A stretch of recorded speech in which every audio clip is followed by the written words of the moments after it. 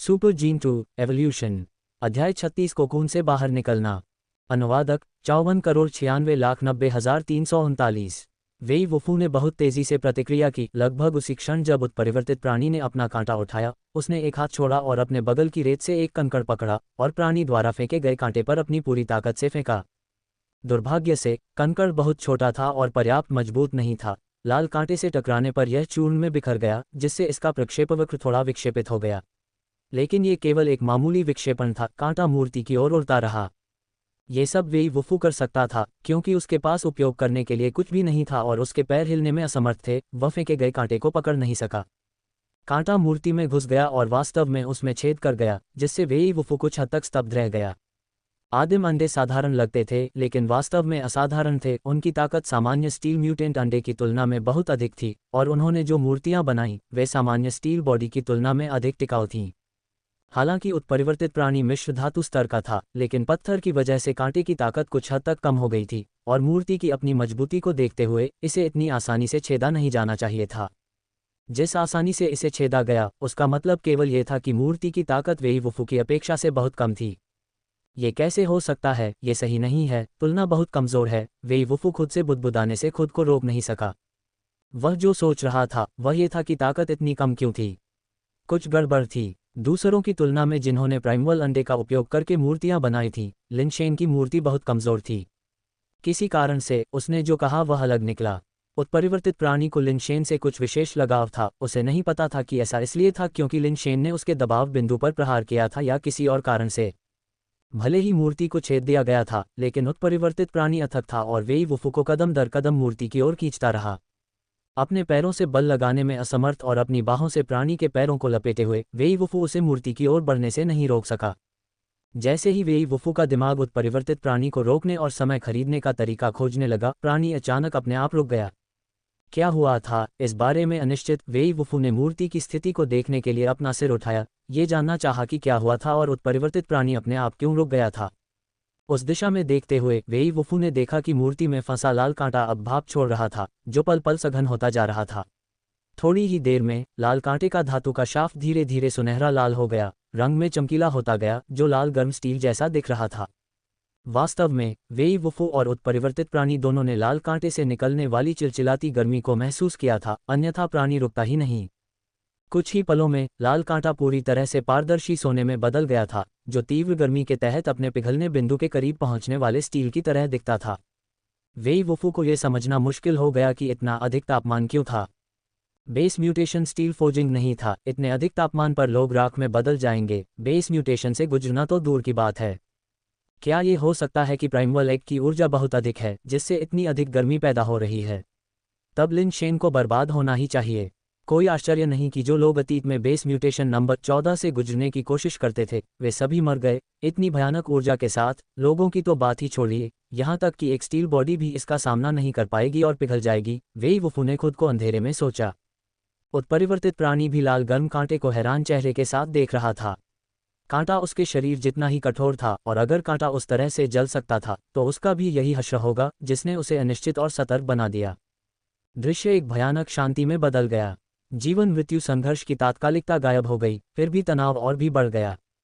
जैसे ही कांटा पिघलने वाला था, उस महत्वपूर्ण क्षण में जब वह न तो ठोस था और न ही तरल, अचानक बर्फीली ठंड का एक झोंका फूट पड़ा। कांटे का तापमान तेजी से गिर गया, एक पल में सोने से लाल हो गया।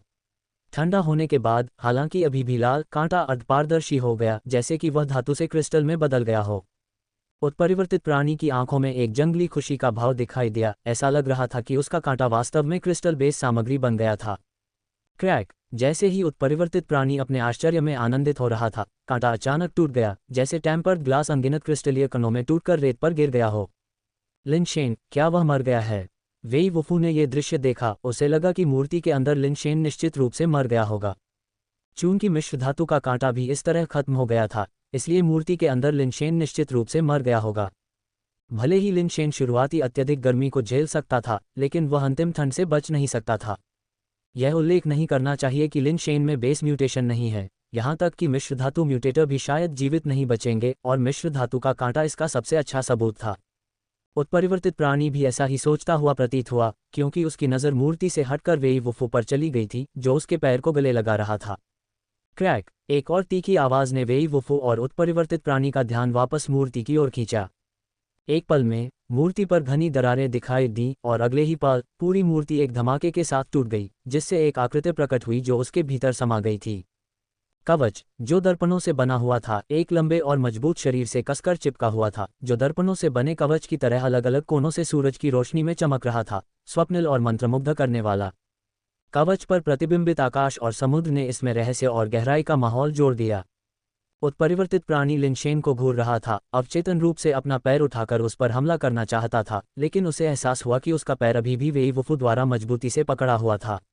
मुक्त होने में असमर्थ, वह लड़खड़ा गया और लगभग गिर गया। वेई, इसे जाने दो, लिनशेन की आवाज़ कवच के भीतर से आई। वेई वुफू क्षण भर के लिए चौंक गया, हैरान था कि लिनशेन अब हमला क्यों नहीं कर रहा था और इसके बजाय उसे उत्परिवर्तित प्राणी को छोड़ने के लिए कह रहा था। ये व्यक्ति एक मिश्र धातु स्तर का उत्परिवर्तित प्राणी था, न कि कोई साधारण मिश्र धातु प्राणी।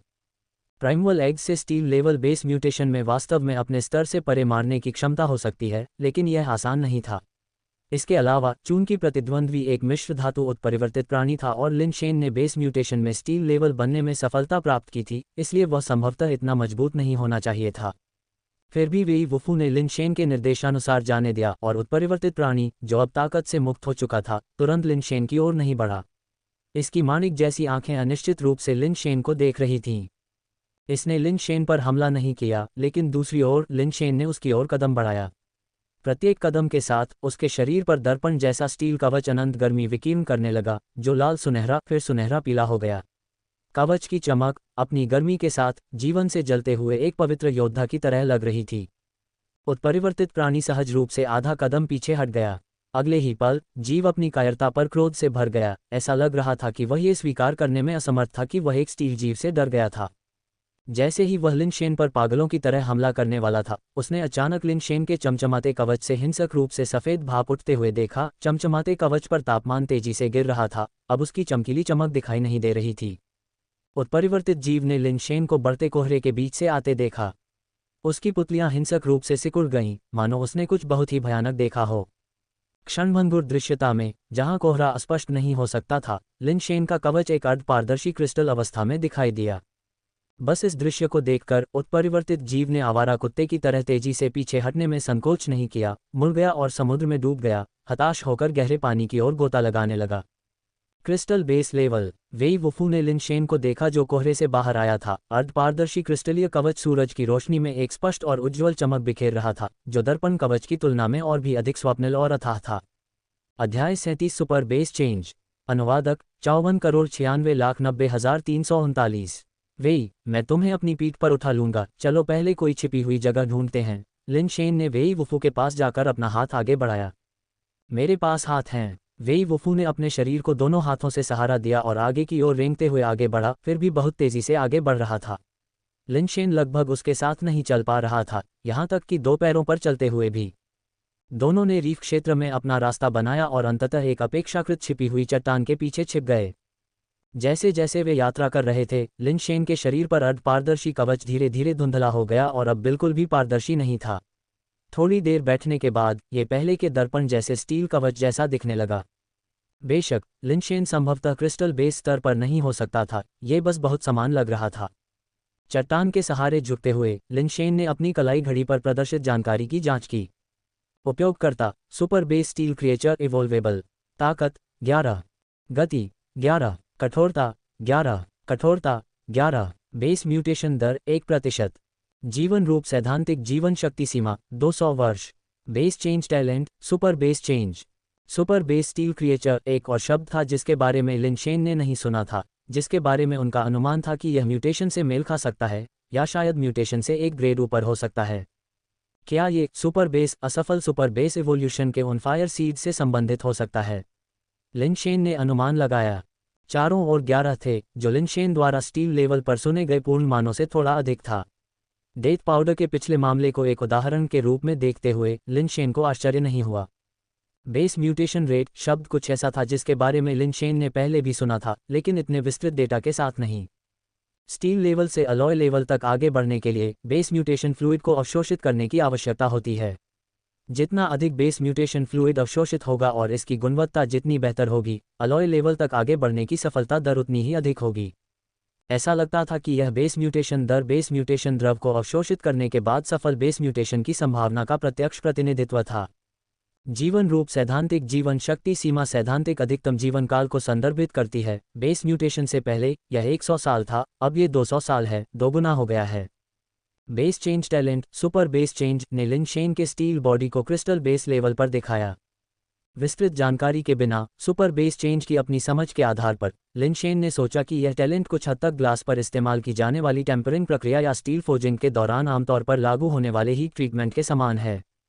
ग्लास टेम्परिंग और स्टील हीट ट्रीटमेंट दोनों ही, संक्षेप में, ऐसी तकनीकें हैं जहां ग्लास या स्टील को वास्तव में पिघले बिना लगभग पिघलने वाले बिंदु तक गर्म किया जाता है। इसके बाद ग्लास या स्टील की ताकत बढ़ाने के लिए तेजी से ठंडा किया जाता है। स्टील बॉडी को सुपर बेस चेंज द्वारा दिए जाने वाले लाभ बहुत समान थे, लेकिन अंतर भी थे। गर्म करने के बाद कांच या स्टील की कठोरता कम हो जाती है। इस अवधि के दौरान कठोरता कम हो जाती है।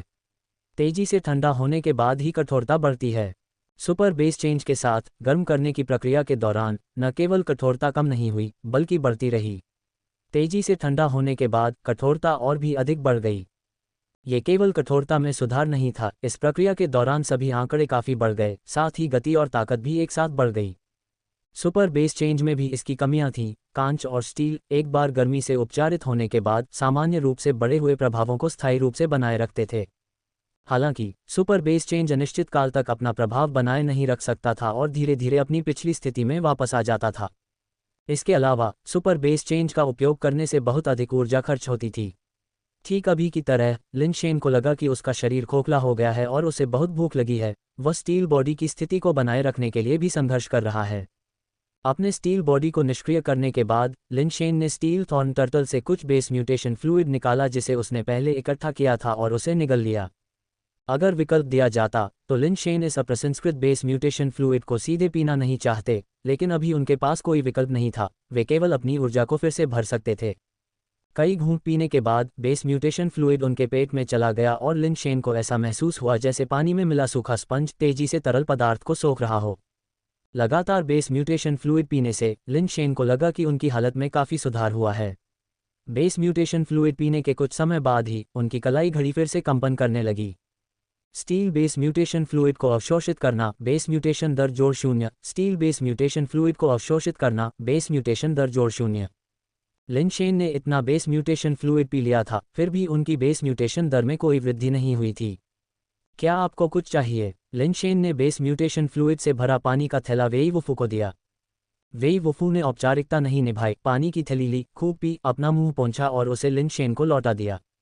उत्परिवर्तन। वेई वुफू ने लिन शेन से पूछा, आपने मुझे जो बेस म्यूटेशन एग दिया है, क्या वह म्यूटेंट बेस म्यूटेशन एग है? लिन शेन ने सोचा और फिर पूछा। ऐसा लग रहा था कि वेई वुफू को उस बेस म्यूटेशन एग की असली गुणवत्ता के बारे में पता नहीं था। नहीं, प्राइमल एग नंबर 14, वेई वुफू ने जवाब दिया। लिन शेन ने कुछ निराशा के साथ कहा, बूढ़े वेई, मैं ज़्यादा पढ़ा लिखा नहीं हूँ और मुझे जटिल चीज़ों को समझने में दिक्कत होती है। क्या आप कृपया सरल शब्दों में बात कर सकते हैं? सामाजिक चिंता, बोलना मुश्किल है, वेई वुफू ने जवाब दिया। आप, सामाजिक चिंता? लिन शेन ने अजीब भाव से वेई वुफू को देखा। कौन सोच सकता था कि यह लंबा, मजबूत आदमी, हमेशा शांत और बर्फीले चेहरे के साथ, कमजोर मानसिक दृढ़ता वाले लोगों को सामाजिक रूप से चिंतित कर देता है, खुद भी सामाजिक चिंता से ग्रस्त होगा। तो चलो बस धीरे धीरे बात करते हैं। लिन शेन के पास वेई वुफू के साथ धैर्यपूर्वक बातचीत जारी रखने के अलावा कोई विकल्प नहीं था। अपने बेस म्यूटेशन के दौरान उसे पहले ही एहसास हो गया था कि बेस म्यूटेशन अंडे में कुछ गड़बड़ है। पूरी बेस म्यूटेशन प्रक्रिया उससे बहुत अलग थी जो उसने पहले सुनी थी। बेस म्यूटेशन के दौरान उसे सचमुच ऐसा लगा जैसे उसका शरीर पिघल रहा है और उसका पुनर्निर्माण हो रहा है। एक ऐसा विचार जिसने लिन शेन को पीछे मुड़कर देखने पर अभी भी सिहरन पैदा कर दी। वेई वुफू के साथ एक लंबी बातचीत के बाद लिन शेन को आखिरकार समझ में आ गया कि क्या हो रहा था। मुझसे पहले 6 लोग मर चुके हैं। लिन शेन को अचानक ठंड का एहसास हुआ। वेई वुफू के अनुसार प्राइमल एग का इस्तेमाल करने वाले बेस म्यूटेटर मजबूत या कमजोर हो सकते हैं, लेकिन उनमें से सबसे कमजोर भी एक म्यूटेंट बेस म्यूटेटर था जो नियमित बेस म्यूटेटर से काफ़ी मजबूत था। वेई वुफू को खुद ज़्यादा जानकारी नहीं थी क्योंकि प्राइमल एग का इस्तेमाल करने वाले ज़्यादातर बेस म्यूटेटर आसानी से अपने बेस म्यूटेशन की जानकारी नहीं देते थे। उनके बारे में ज़्यादातर डेटा वास्तविक युद्ध में उनके प्रदर्शन से अनुमानित था।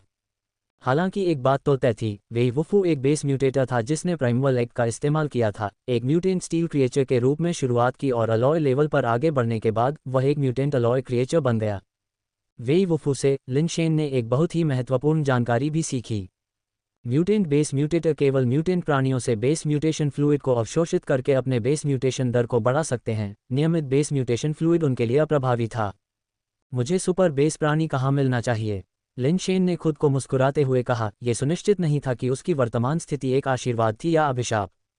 अगर वह सुपर बेस प्राणी नहीं पा सका, तो क्या वह हमेशा के लिए स्टील लेवल पर फंस जाएगा, संभवतः अपने जीवनकाल में आगे की सफलता हासिल करने में असमर्थ। बूढ़े वेई, क्या आपका पैर ठीक है? लिन शेन ने वेईवुफू को देखते हुए पूछा, लेकिन वेईवुफू ने चुप रहने का इशारा किया। लिन शेन ने तुरंत अपना मुंह बंद कर लिया और चट्टानों के बीच की खाई से झांकते हुए वेईवुफू की निगाहों का अनुसरण किया। उसने जो देखा उससे वह आश्चर्य में डूब गया। मैं क्या देख रहा हूँ? क्या वह एक देवदूत है? मैं संभवतः मरा नहीं हो सकता, है न? क्या ये दुनिया पौराणिक स्वर्ग है? लिन शेन ने एक खूबसूरत प्राणी को देखा जिसकी पीठ पर सफ़ेद लबादा और सफ़ेद पंख थे, सुनहरे घुंघराले बाल थे, जो समुद्र के ऊपर उड़ रहा था। ये स्पष्ट रूप से कोई बेस वेरिएंट प्राणी नहीं था, यहाँ तक कि उसके मानव होने की संभावना भी कम थी। लिन शेन केवल अनुमान लगा सकता था कि यह पौराणिक कथाओं का कोई प्राणी था। अध्याय 38 समुद्र और आकाश की लड़ाई। अनुवादक 54,96,90,339। बैकक्वोट। नहीं, मरा नहीं, नहीं, ग्रह, वेईवुफू ने दबी हुई आवाज में कहा। तुम्हारा मतलब है, हम दूसरे ग्रह पर हैं? तो, वह आदमी जो एक देवदूत की तरह दिखता है, एक एलियन है। लिन शेन समझ गया कि वेईवुफू का क्या मतलब था, लेकिन वह और भी हैरान हो गया। उसने शुरू में सोचा था कि वह लौकी पर्वत के भीतर एक गुफा स्वर्ग के अंदर है। उसने कभी नहीं सोचा था कि वह अपने ग्रह को छोड़कर दूसरे ग्रह पर पहुंच जाएगा। हाँ, वेईवुफू ने निश्चितता के साथ पुष्टि की, उसकी नज़र अभी भी समुद्र के ऊपर उड़ते हुए देवदूत पर टिकी हुई थी। फिर उसने कहा, दिव्य, खतरनाक। तुम्हें कैसे पता कि वह दिव्य है? लिन शेन ने हैरान होकर पूछा। पहले, कई, खतरनाक। ब्रह्मांड, मानव, बहुत कमज़ोर। वेईवुफू ने एक बार फिर खतरनाक शब्द पर जोर दिया। वेईवुफू का मतलब यह था कि वह पहले भी कई सेलेस्टियल का सामना कर चुका था और वे बेहद खतरनाक जीव थे। ब्रह्मांड में मनुष्य एक बहुत ही कमज़ोर जाति है। तो तुम कह रहे हो तुम पहले भी दूसरे ग्रहों पर जा चुके हो, और उनमें से कई पर? लिन शेन और भी हैरान था। हाँ, वेईवुफू ने फिर से सिर हिलाया, उसकी नज़र अभी भी समुद्र के ऊपर सेलेस्टियल पर टिकी हुई थी। ये दुनिया मेरी कल्पना से कहीं ज्यादा जटिल है, लिन शेन ने सोचा, क्योंकि उसने देखा कि सेलेस्टियल की कलाई पर एक काली वस्तु थी जो उनके टेलीपोर्टर के समान थी। हालांकि वह दूरी के कारण विवरण नहीं देख सका। लंबे समय से अटकलें लगाई जा रही थीं कि बेस वेरिएंट जीव अलौकिक प्राणी थे, लेकिन ये हमेशा से सिर्फ अटकलें ही थीं। अब ऐसा लग रहा था कि यह महज अनुमान नहीं था। जो लोग सच्चाई जानते थे, उन्होंने किसी कारण से इसे छिपाए रखना चुना था।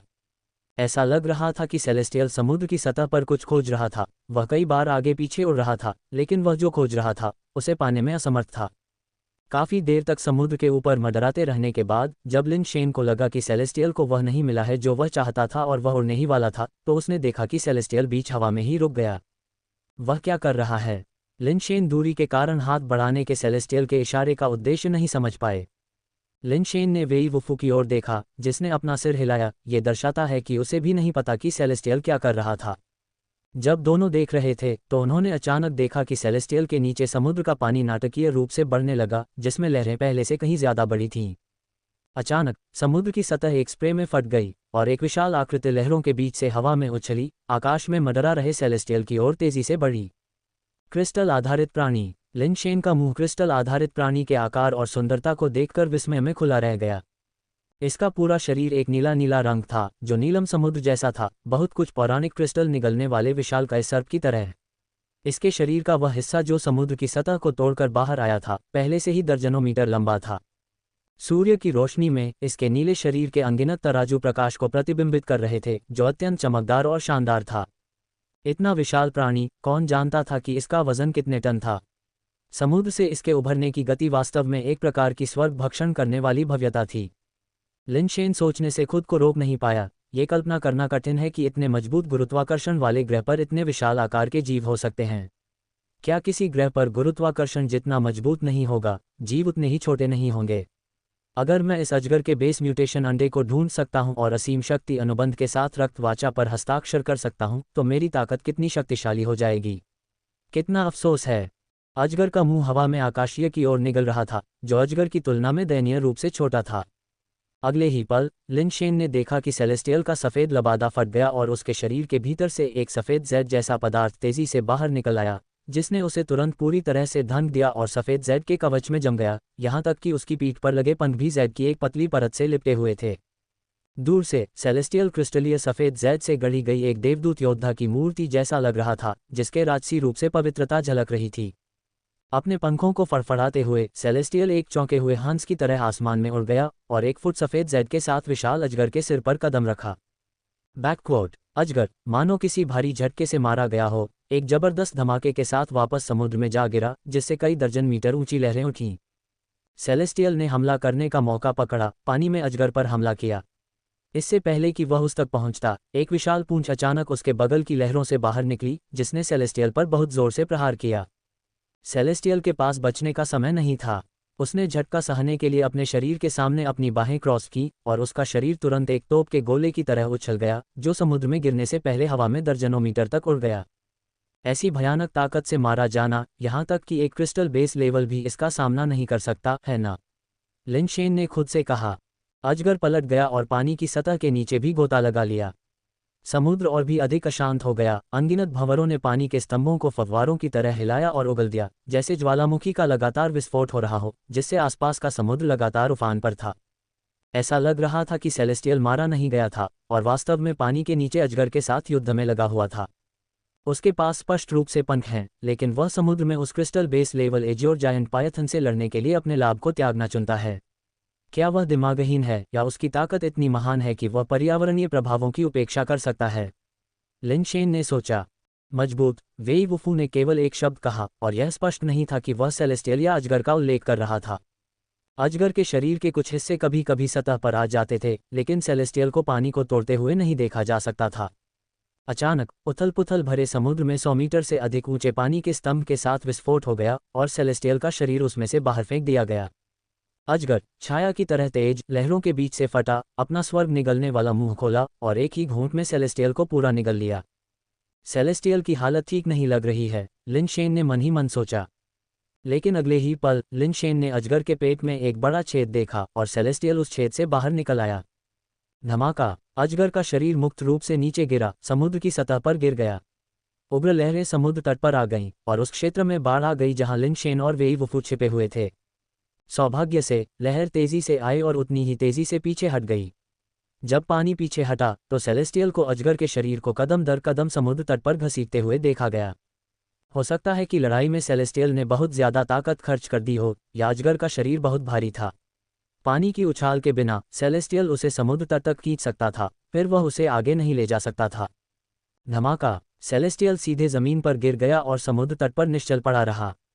बेस म्यूटेशन फ्लूइड अजगर के पेट के घाव से बहता रहा, लेकिन सेलेस्टियल में अभी भी कोई हलचल नहीं थी। वह मरा हुआ लग रहा था। तुम रुको, मैं जाता हूँ, वेई वुफू ने अपने शरीर को अपनी बाहों से सहारा देते हुए अजगर के शरीर की ओर रेंगते हुए आगे बढ़ा। लिन शेन ने अनुमान लगाया कि वेई वुफू अजगर के बेस म्यूटेशन फ्लूइड को पीना चाहता था, शायद इससे उसके शरीर को ठीक होने में मदद मिलेगी। एक पल की हिचकिचाहट के बाद लिन शेन बाहर नहीं गया और चट्टानों के पीछे छिपता रहा। वेई वुफू करीब रेंगता हुआ आया, एक पल के लिए सेलेस्टियल को देखा, फिर सीधे अजगर के घाव के पास गया और बाहर बहते हुए नीले बेस म्यूटेशन फ्लूइड को पीना शुरू कर दिया। दोस्त, यह मेरा शिकार है। मुझे याद नहीं है कि मैंने तुम्हें अपने शिकार में से कुछ खाने के लिए आमंत्रित किया था। वेई वुफू के पीछे से एक कर्कश आवाज आई। वेई वुफू ने पीछे मुड़कर देखा तो उसने देखा कि सेलेस्टियल धीरे धीरे जमीन से उठ रहा था और बर्फीली निगाहों से वेई वुफू को देख रहा था। अध्याय 39, पालतू कैप्सूल त्वरक। अनुवादक 54,96,90,339। एलियंस भी मंदारिन बोलते हैं। एंजल की बात सुनकर लिन शेन कुछ पल के लिए हैरान रह गया। 200 साल से भी ज्यादा पहले जब मानव तकनीक अपने चरम पर थी, तब कोई भी सौर मंडल से बाहर नहीं निकल पाया था। एलियंस की खोज तो दूर की बात थी। इसके अलावा मानवता कितने समय से अस्तित्व में है? मंदारिन कितने समय से अस्तित्व में है? अगर कोई मंदारिन के निर्माण के दिन से ही प्रकाश की गति से यात्रा करना शुरू कर दे तो भी शायद वे अब तक किसी एलियन ग्रह पर नहीं पहुंच पाए होंगे। एलियंस को मंदारिन सिखाने की तो बात ही छोड़िए। क्या मजाक है। लेकिन सेलेस्टियल की मंदारिन वाकई काफ़ी मानक थी। कम से कम लिन शेन को तो लगा कि वह निश्चित रूप से इसकी बराबरी नहीं कर सकता।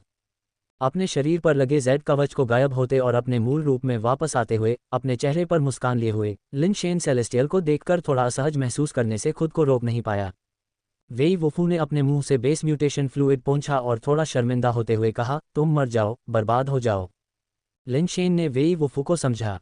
वेई वुफू का मतलब यह था कि उसे लगा कि सेलेस्टियल मर चुका है और जमीन पर फैला बेस म्यूटेशन फ्लूइड बर्बाद हो गया।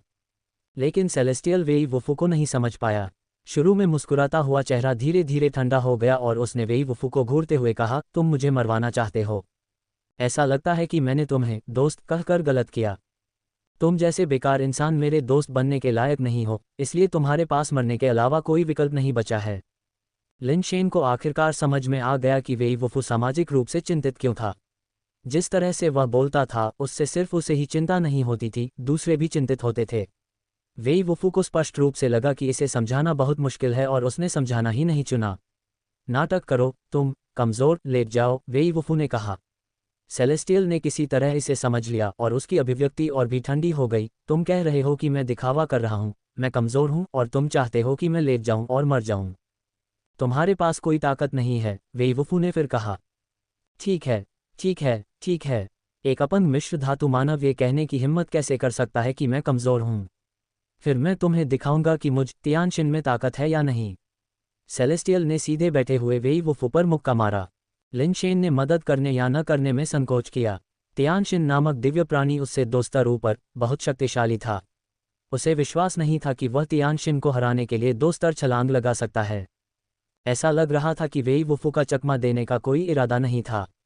एक हाथ जमीन पर टिकाकर और दूसरे को मुट्ठी में बंद करके उसने आने वाले मौके का सामना किया। जैसे ही दोनों मुट्ठियां टकराईं, लिन शेन को आश्चर्य हुआ कि यह एक बराबरी का मुकाबला लग रहा था। बैठे हुए वेई वुफू के शरीर का ऊपरी आधा हिस्सा विशालकाय अजगर के शरीर के खिलाफ पीछे की ओर झुक गया, जो कि एक जोरदार प्रहार नहीं लग रहा था क्योंकि वह जल्दी से फिर से सीधा बैठ गया। तियानशिन भी लड़खड़ाते हुए और लगभग जमीन पर गिरते हुए कई कदम पीछे हट गया।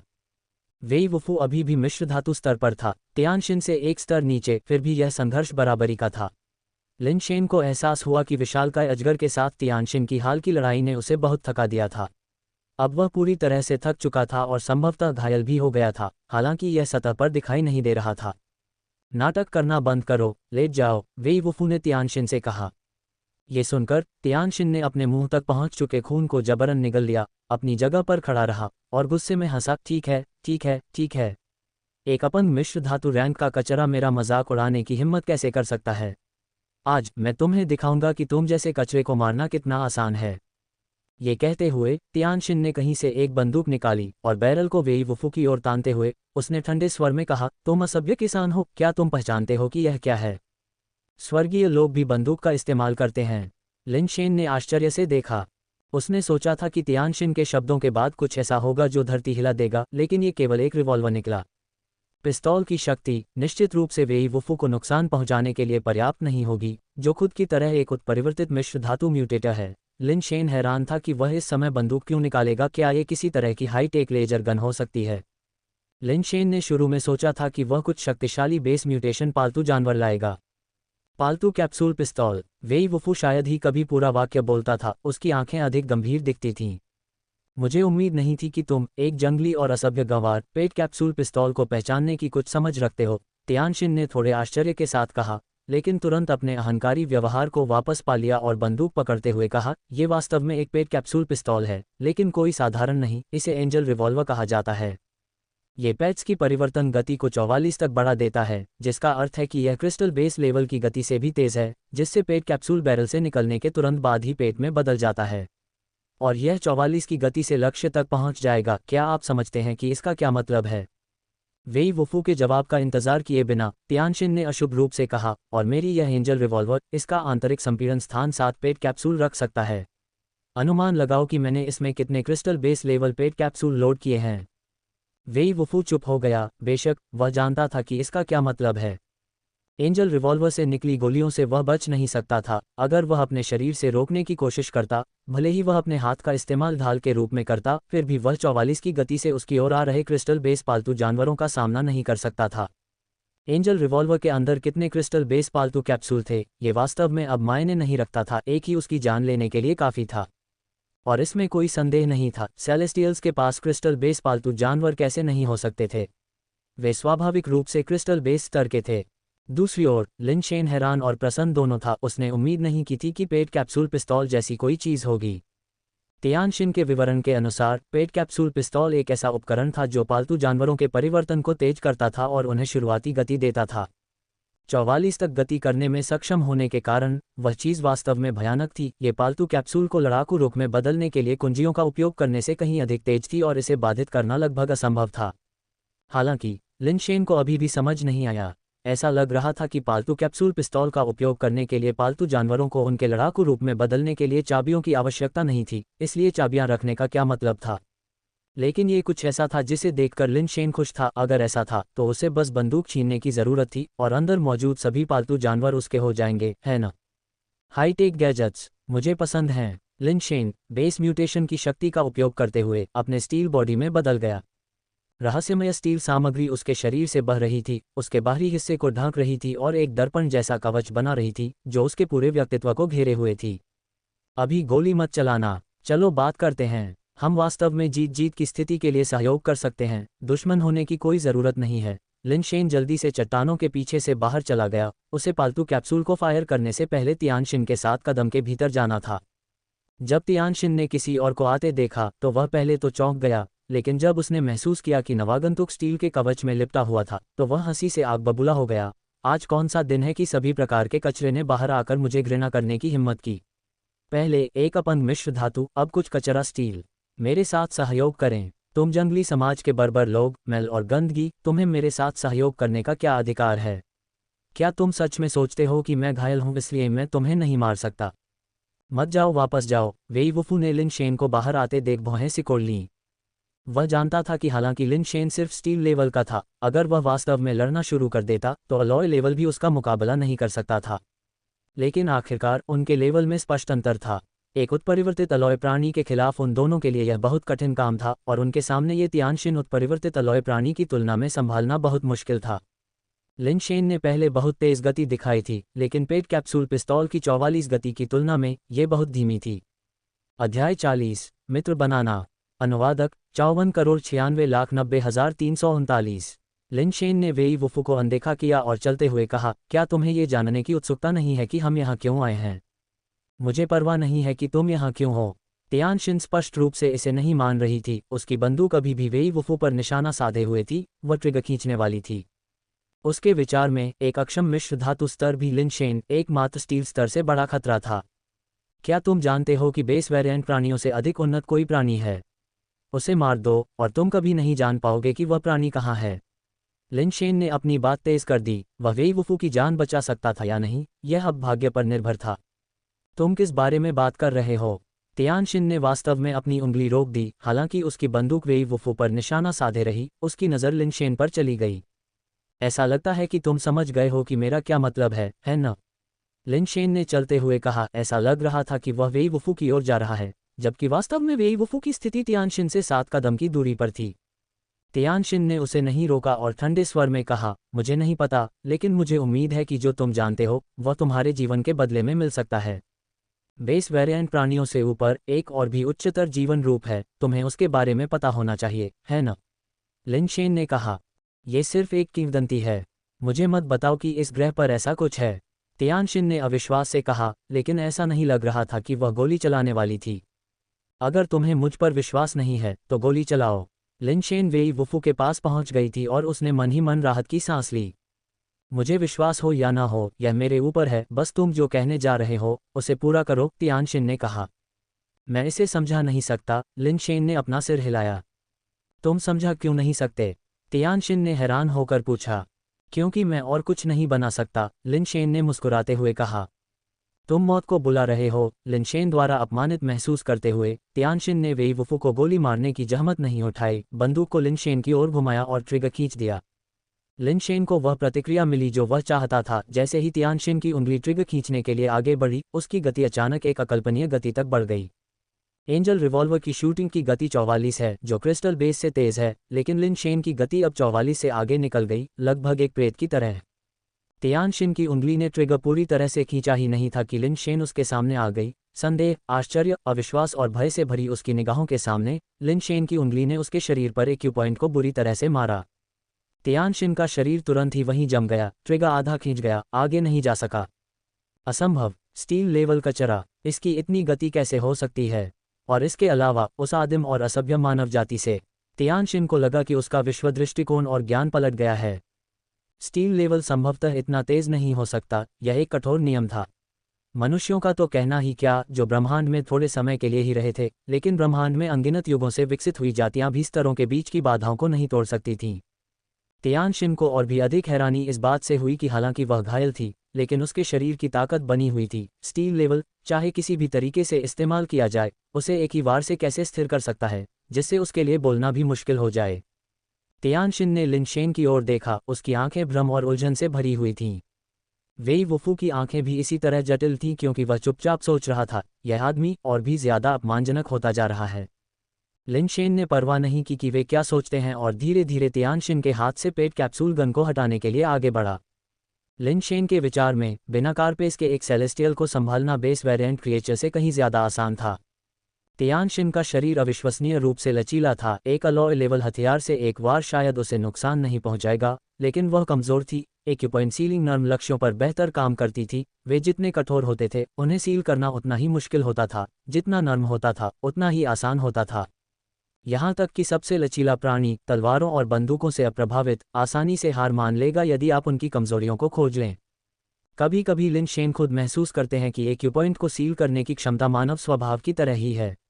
यदि आप पर्याप्त रूप से दृढ़ इच्छाशक्ति वाले हैं तो दूसरों के लिए आपको हेरफेर करना मुश्किल है।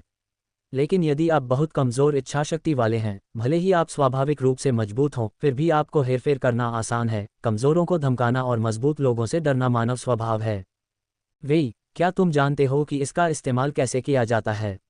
लिन शेन ने पालतू कैप्सूल पिस्तौल के निर्माण को देखा, जो रिवॉल्वर के समान ही था, लेकिन इसमें कुछ अंतर भी थे। तियानशिन के कवच के समान बंदूक के सफेद जेड शरीर पर रहस्यमय प्रतीकों को उकेरा गया था, और इसका डिजाइन अतिरंजित था, या बल्कि भड़कीला था, जिसमें रेट्रो और तकनीकी सौंदर्यशास्त्र का मिश्रण था। बंदूक की फायरिंग पिन एक छोटे से देवदूत के पंख के आकार की थी, जो बहुत अनोखी लग रही थी। लिन शेन शूटिंग कर सकता था, लेकिन वह नहीं जानता था कि मैगजीन कैसे खोली जाती है। इसे खोलने का तरीका किसी भी बंदूक से अलग था जो उसने पहले देखी थी। वह देखना चाहता था कि अंदर कौन से पालतू कैप्सूल हैं। हाँ, वेई वुफू ने सिर हिलाया। लिन शेन ने उसे बंदूक सौंपी और वेई वुफू ने बंदूक को झटका देने से पहले उस पर कुछ दबाया, जिससे बंदूक का सिलेंडर एक कोण पर बाहर निकल आया। वेई वुफू ने उस पर नजर डाली और बंदूक वापस लिन शेन को सौंप दी। जब लिन शेन ने बंदूक उठाई और उसे देखा तो वह खुद को कोसने से नहीं रोक सका। क्या कंगाल है, अभी भी दिखावा करने की कोशिश कर रहा है, बेशर्म। बंदूक के सिलेंडर में 7 कक्ष थे, जिनमें से प्रत्येक में एक पालतू कैप्सूल रखा जा सकता था। हालांकि 6 खाली थे, जिनमें से केवल एक में मिश्र धातु स्तर का पालतू कैप्सूल भरा हुआ था। कोई आश्चर्य नहीं कि उस आदमी ने कभी गोली नहीं चलाई। पता चला कि वह केवल एक बार गोली चला सकता था, और यह भी निश्चित नहीं था कि वह वेई वुफू को मार देगा। लिन शेन ने बंदूक के सिलेंडर को वापस खींच लिया। स्टॉक, चाबी, वेई वुफू ने एक और शब्द जोड़ा। वेई वुफू का मतलब समझते हुए लिन शेन ने बंदूक पर उसी जगह दबाया। उसने स्टॉक के नीचे से एक मैगजीन जैसी कोई चीज़ निकाली, जिसमें गोलियां नहीं थीं, बल्कि एक चाबी थी। ये चीज़ बहुत ही सरलता से डिज़ाइन की गई है। लिन शेन ने कुछ देर तक इसके साथ खेला और जल्द ही वह पूरी तरह से समझ गया कि इसका उपयोग कैसे करना है। सुखद आश्चर्य से भर गया। दूसरों के लिए ये पालतू जानवरों का उपयोग करने के लिए एक दुर्जय हथियार था, लेकिन चाबी अंदर के पालतू जानवरों की ताकत थी। बंदूक केवल एक त्वरक थी। लेकिन लिन शेन के लिए इस उपकरण के साथ वह क्रिस्टल बेस स्तर पर उन लोगों की तुलना में भी अधिक तेज गति प्राप्त कर सकता था। हालांकि लिन शेन को अभी भी ये पता नहीं चल पाया था कि पालतू जानवरों के परिवर्तन और गति को तेज करने वाली ऊर्जा कहाँ से आती है और क्या इसका अनिश्चित काल तक उपयोग किया जा सकता है। लिन शेन ने वेई वुफू से पूछा, जिन्होंने कहा कि उन्हें भी नहीं पता। मनुष्य ऐसी चीज नहीं बना सकते, यह एक एलियन तकनीकी उत्पाद था। केवल कुछ मनुष्यों के पास ही ये था, जो ज्यादातर एलियंस के साथ खरीद या वस्तु विनिमय के जरिए हासिल किया गया था। वेई वुफू को पहले भी कुछ पालतू कैप्सूल पिस्तौल मिले थे, लेकिन वह केवल उनका उपयोग करना जानता था। इसी तरह उनके डिजाइन की समझ की कमी थी। लिन शेन ने तियानशिन को एक बार फिर थपथपाते हुए कहा, तुम्हारा नाम तियानशिन है न? मैं तुम्हें अब एक मौका दे रहा हूं। तुम इसे जब्त कर सकते हो या नहीं, ये तुम पर निर्भर है। तियानशिन ने तुरंत बोलने की शक्ति वापस पा ली। कुछ बार उसका रंग बदलने के बाद उसने अचानक मुस्कुराते हुए कहा, दोस्त तुम सही थे, मुझे लगता है कि हम आपसी लाभ के लिए सहयोग कर सकते हैं। चलो दोस्त बने। इसके बाद तुम मुझे यह नहीं बताओगे कि तुम इस ग्रह पर ऐसे अस्तित्वों के बारे में जानते हो जो बेस वेरिएंट प्राणियों से ऊपर हैं, है ना? लिन शेन ने मुस्कुराते हुए कहा। तियानशिन ने गंभीरता से कहा, वास्तव में कुछ हो सकते हैं, हालांकि मैं निश्चित नहीं हो सकता। मुझे बस इतना पता है कि इस ग्रह पर एक रियल्म किंग की मृत्यु हुई थी, और अगर हम उसके अवशेष पा सकें तो हम महान ऊंचाइयों पर चढ़ सकेंगे। मैं उसी रियल्म किंग के अवशेषों के लिए यहाँ आने के लिए मृत्यु और कठिनाई का सामना कर रहा हूँ। Realm king. लिन शेन ने हैरान होकर तियानशिन को देखा। स्वर्ग को अपने क्षेत्र के रूप में विभाजित करना, राजा के रूप में पृथ्वी पर शासन करना, हजारों सितारों पर शासन करना, अनगिनत जातियों पर जीवन और मृत्यु की शक्ति रखना, ऐसा ही एक रियल्म किंग होता है। ब्रह्मांड में केवल सबसे शक्तिशाली और अजेय राजाओं को ही रियल्म किंग कहलाने का अधिकार है, तियानशिन ने धीरे से समझाया।